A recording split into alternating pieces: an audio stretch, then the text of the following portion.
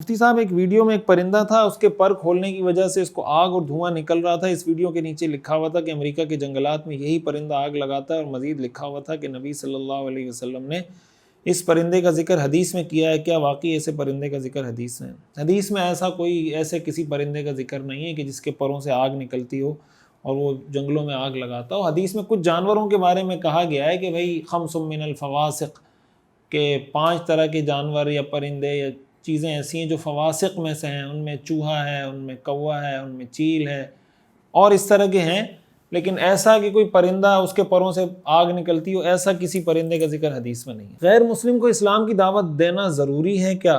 دیکھیں یہ ڈیپینڈ کرتا ہے۔ اگر آپ سمجھتے ہیں کہ میں دعوت دوں گا میری بات ایکسیپٹ کر لے گا اور آپ اس کو قائل کر سکتے ہیں، موقع بھی مناسب ہے اور جگہ بھی مناسب ہے وغیرہ وغیرہ، ماحول کو دیکھ کر، تو بالکل دعوت اس کو دینی چاہیے۔ لیکن اگر آپ سمجھتے ہیں کہ میری دعوت دینے سے اس کو کوئی فائدہ نہیں یا آپ اس کو صحیح طریقے سے قائل نہیں کر سکتے، تو پھر آپ کی ذمہ داری نہیں ہے۔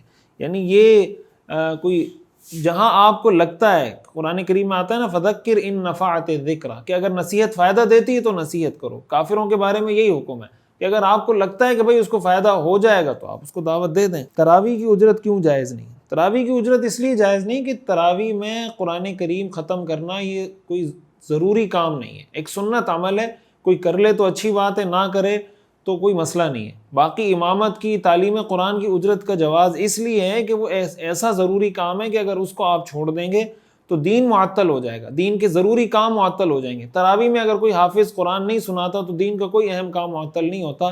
چھوٹی صورتوں کے ساتھ بھی آپ تراویح پڑھ لیں تو تراویح ہو جائے گی۔ مفتی صاحب میرا سوال یہ کہ اگر فجر میں اتنا وقت ملے کہ سنت پڑھیں تو فرض کا وقت نکل جائے، ایسی صورت میں صرف فرض پڑھیں، سنت چھوڑ دیں۔ مفتی صاحب پوچھنا یہ تھا کہ لڑکی کے لیے آرٹیفیشل رنگ کا استعمال کرنا کیسا ہے؟ میں نے سنا ہے کہ اسے پہن کر نماز نہیں ہوتی، اس بارے میں مفتیان کرام کی کیا رائے ہے؟ اور ساتھ ہی آرٹیفیشل جیولری، چوڑی، کنگن، کڑا اور چین کا حکم بھی بتا دیں، آپ کی یہ نوازش ہوگی۔ میں امجد طوطی گڑھی امازئی ضلع ہری پور سے مخاطب ہوں۔ دیکھیں آرٹیفیشل جیولری تو پہننا عورت کے لیے جائز ہے۔ آرٹیفیشل رنگ کے بارے میں فقہا نے یہ بات لکھی ہے کہ آرٹیفیشل رنگ پہننا یہ جائز نہیں ہے۔ بعض فقہا نے اس کی اجازت بھی دی ہے کہ آرٹیفیشل رنگ لڑکی کے لیے، عورت کے لیے پہننا جائز ہے۔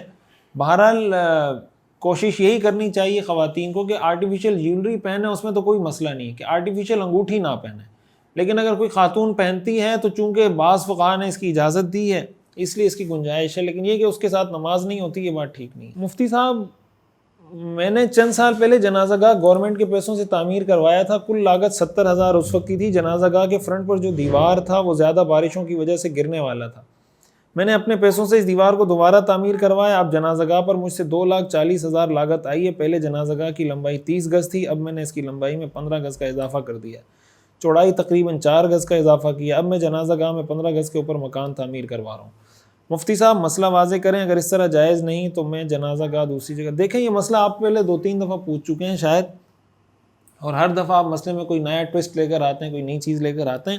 آپ پورا تفصیل سے لکھیں، اس کو کسی دارالافتاء میں جمع کرا دیں، آپ کو اس کا جواب مل جائے گا۔